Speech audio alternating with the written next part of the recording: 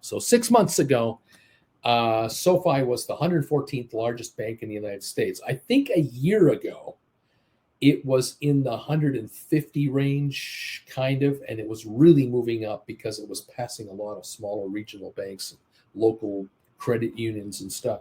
Now that they have 21 billion in deposits, and that number is likely to climb to 25, 27 billion within the next 3 to 6 months, they're number 80 now. They have moved up dramatically, and I think they're on the way to the top 50 within a year from now. They'll likely be pushing the 50th largest bank in America.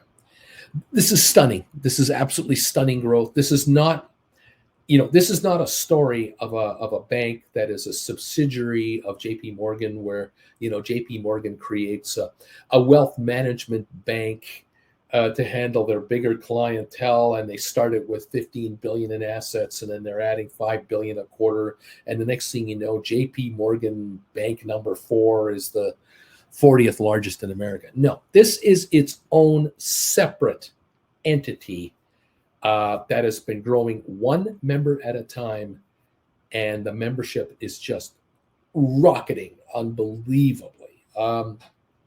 This is a company on its own without the help of JP Morgan or Goldman Sachs or other, fancy heavy duty players, growing on its own. And it is accelerating.